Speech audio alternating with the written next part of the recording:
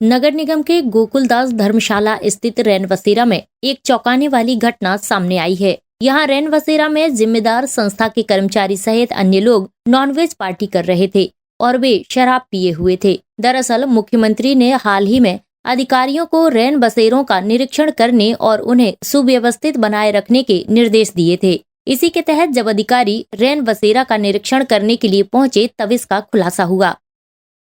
अभी आया हूँ मैं। तो आप बैठ के क्या कर रहे हैं वहाँ पे? अभी बोला हूँ मैं। ये क्या मॉनिटरिंग हो रही है आपकी? मैंने खुद बोला हूँ। आप पकवा रहे हैं, बैठ के बोले हटवा दो। बिल्कुल क्या हटवा रहा हूँ। ये हटवा रहे हैं आप। देखो वो ड्रिंक करके बैठे हुए हैं भैया यहाँ पे। कौन? क्यों कर रहे हैं? क्यों? कौन बना रहे हैं मटन? बताइए सही सही आप। इस घटना के सामने आने के बाद नगर निगम आयुक्त के द्वारा मामले में कार्रवाई के निर्देश दिए गए हैं। नगर निगम की सहायक आयुक्त अंकिता जैन ने बताया कि सभी लोगों से पूछताछ की जा रही है और इस मामले में सख्त कार्रवाई की जाएगी। उन्होंने यह भी कहा कि रैन बसेरा जैसी संवेदनशील जगहों पर ऐसा कृत्य और स्थान का दुरुपयोग स्वीकार्य नहीं है। जी कलेक्टर कमिश्नर कॉन्फ्रेंस में सीएम महोदय द्वारा ये निर्देश दिए गए थे कि जितने भी आश्रय स्थल हैं हमारे, उनमें हमें निरीक्षण करके यह देखना है कि शहरी बेघर और जो हमारे लाचार लोगों जिनको हम शिफ्ट करते हैं उनके लिए पर्याप्त व्यवस्थाएं हैं या नहीं। इसी के संबंध में 24 तारीख को जो हमारा गोकुलदास धर्मशाला वाला रैन बसेरा है, वहाँ हमने औचक निरीक्षण किया।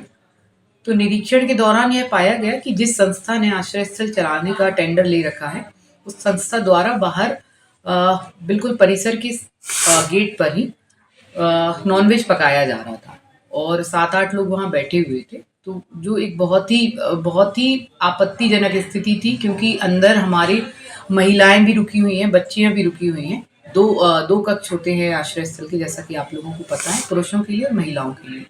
तो वो स्थिति कहीं से कहीं तक ठीक नहीं है, क्योंकि यदि किसी संस्था द्वारा यह कार्य किया जा रहा है, उनके द्वारा खुद वहाँ पे मांस मटन और जैसा हमको ऐसा समझ में आया कि वो लोग ड्रिंक भी किए हुए थे, तो यदि वो ऐसे तो वो फिर उस आश्रय स्थल का संचालन नहीं कर सकते, क्योंकि वो एक बहुत संवेदनशील स्थान है। वहाँ पे अगर संचालन प्रॉपर करना है हमको उसी नेचर के व्यक्तियों की जरूरत है। उनके ऊपर कुछ कार्रवाई की जाएगी? हाँ, उनको कल कथन के लिए बुलाया गया था। अपर आयुक्त महोदय, मैं और हमारे सिटी मिशन मैनेजर के सामने उनको कथन के लिए बुलाया गया था। कथन के आधार पर और रांझी एसडीएम के द्वारा भी गोकुलदास धर्मशाला का निरीक्षण किया गया। उनके प्रतिवेदन के आधार पर फिर विभागीय जांच करके इनके ऊपर कार्रवाई की जाएगी। आयुक्त महोदय ने ये निर्देश दिए हैं कि सारी जांच कंप्लीट करने के उपरांत इनके ऊपर कार्रवाई की जाए। SK news live, Jabalpur.